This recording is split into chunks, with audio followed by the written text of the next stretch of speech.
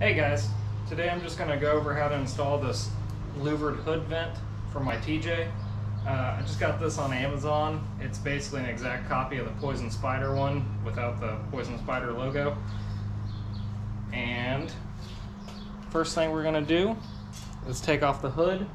I'm not going to really go into detail how to do that. It's like 6 bolts to undo the hinges. So I'm going to take it off and set it on some sawhorses, and then we'll go from there.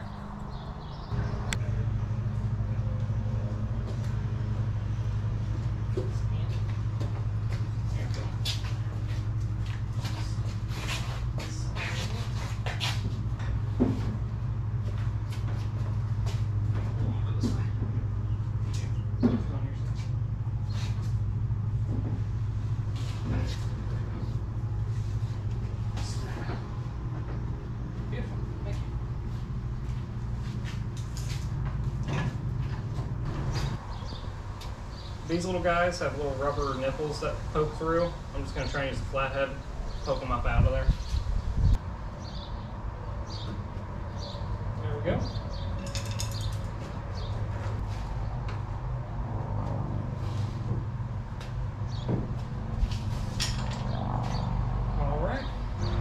Alright, they come with this big template, and mine has all the instructions on it. I assume they're all the same. But I'm going to take it real quick and cut the template out and then move on from there. Alright, the next thing to do is to center punch all of these crosshairs and these circles all around the pattern. So you can use a self-tapping center punch. I don't have one, and my Lowe's doesn't have any. So I'm going to do it with just a regular punch and a hammer. The only thing is you don't want to hit too hard and deform too much of the metal. It shouldn't matter too much because it's going to be covered, but just don't beat the hell out of it.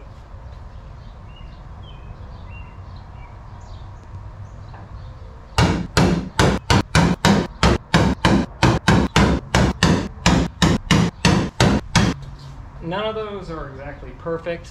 There's a lot of margin for error considering the whole thing's going to be covered. You're just cutting out the general outline of where the vents are going to be, so you don't have to be exactly precise, just close enough. And I mean, this is the whole stencil, so this is going to be covered all the way around. So even if I'm half an inch off everywhere, it's still going to be covered. I'm not going to be anywhere close to half an inch off, but just to give you a general idea, it doesn't have to be perfect.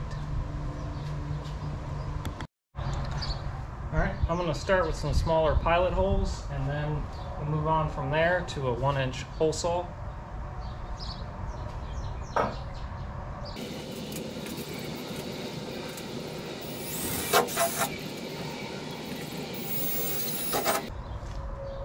This does feel very wrong because this hood was in like perfect shape, and I'm just cutting it apart, but it's got to be done. I'm going to Moab, Utah soon, and it's going to be in July. The heat's going to be like 100 degrees, and this thing would just get way too hot. So I need the extra ventilation.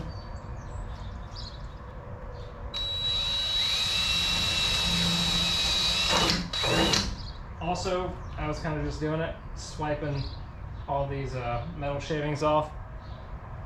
Don't do that. You'll scratch your paint. So just ignore what I did. It's best to blow them off either with something that blows or like so.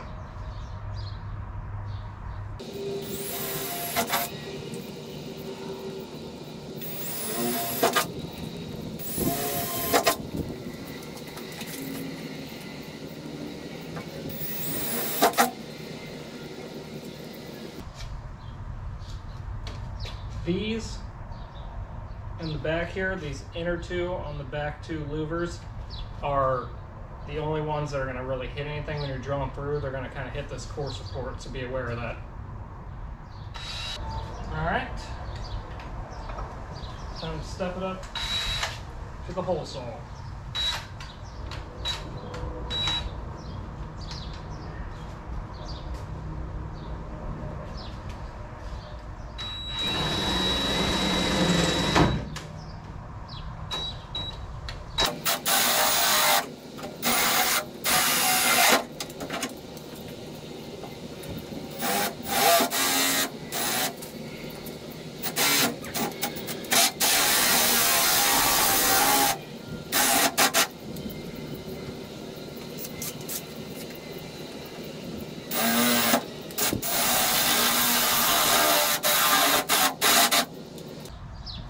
just going to use a little WD-40 as a kind of cutting oil. Nothing too crazy, just trying to keep it cool.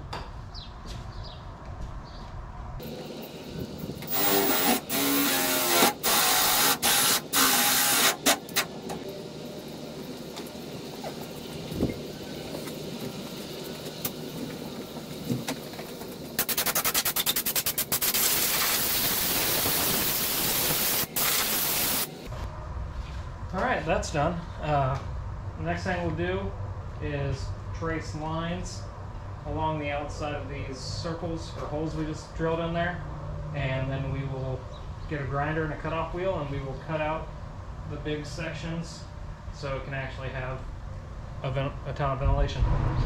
Alright, I'm going to draw the lines, the outline of it, then I'm going to cut out real fast.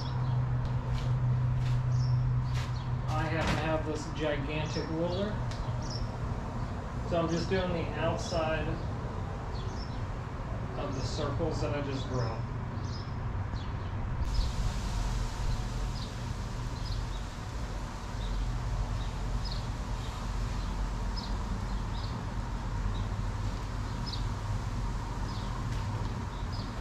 Okay, let me just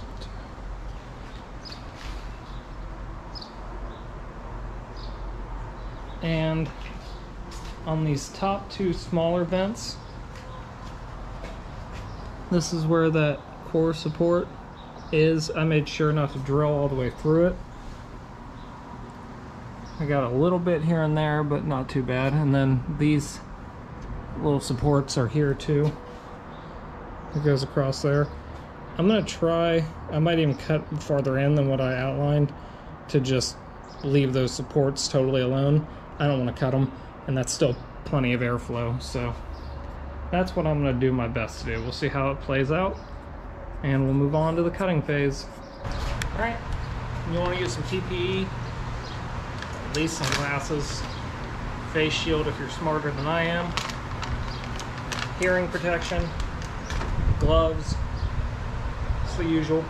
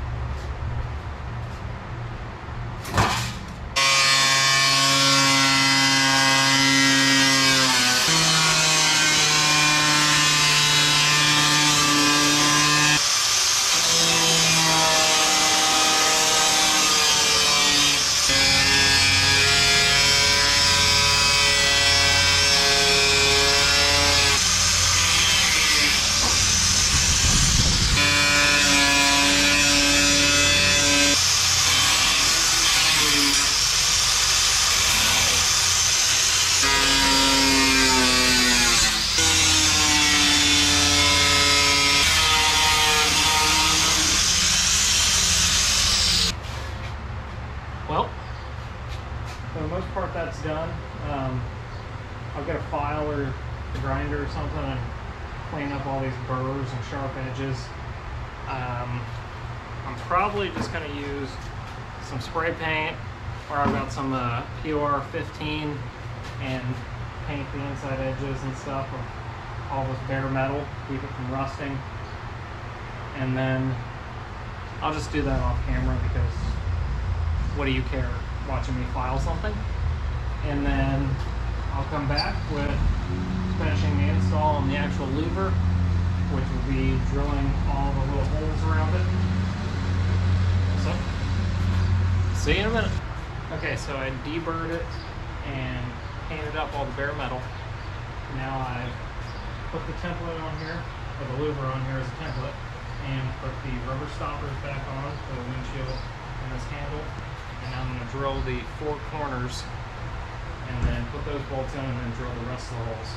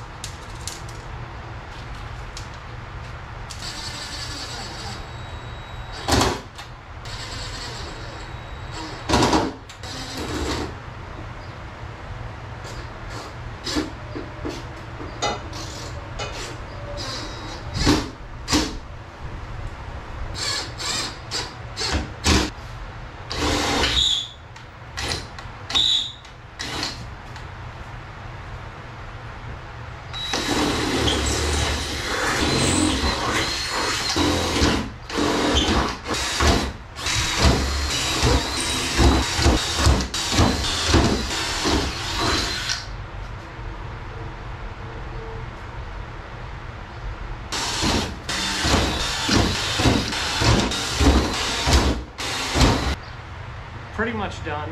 I'm gonna take those bolts back off, the rubber bumpers and the handle, take the hood louver off, clean all the metal chips off, and then put a little dab of paint, cover each hole I drilled, and then button it up. So I'll be back with you in a minute. All right, so all the holes are drilled now, and I coated that bare metal with POR 15, and now I'm gonna go ahead and put the louver on and do all the bolts.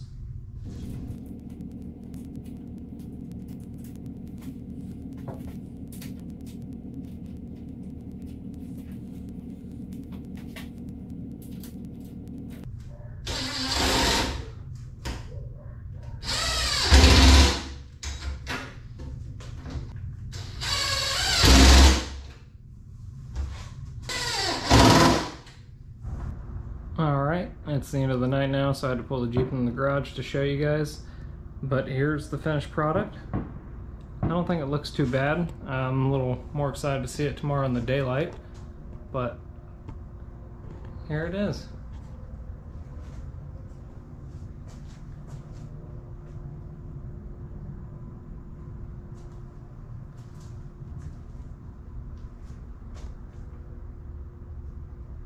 I don't think it looks too shabby, and it's very functional.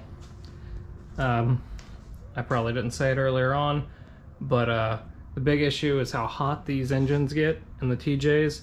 They get heat soak, which essentially is it's so hot inside there it vaporizes the fuel in the fuel rail before it's injected into the engine, so it's kind of injecting a vapor instead of a liquid like it should be. So that causes it to run real bad for a few minutes until you basically get all that vaporized gas blown through the injectors into the engine, and then you start getting liquid again, and then it runs fine. So what I've had to do in the past, a few times I've had that issue when I'm out wheeling, it's just kind of started up, it'll be running real rough, and I just hold the gas at a slight rev. Sometimes it stalls out, and then I start back up and just hold it at a slight rev for a few minutes until it clears that all out and it start running real good again. But that's here in Ohio, where it's, you know, it was like 90 degrees there when that happened to me last, and I'm gonna be in Moab, Utah soon, and it's gonna be like probably over 100 degrees at the end of July. So I wanted to add this to avoid any issues out on the trail, because it's gonna get a lot hotter. So yeah, that should really ventilate the engine. At some point I'm going to add some flat fenders with the vents here too, and that should really help circulate some airflow. Getting dive bombed by bugs now since it's dark out and they're all flying to my lights. But yeah, wish I could give you a better overall view, but it's dark out here and I don't think the GoPro works very well at night, so this is the best I can do for right now.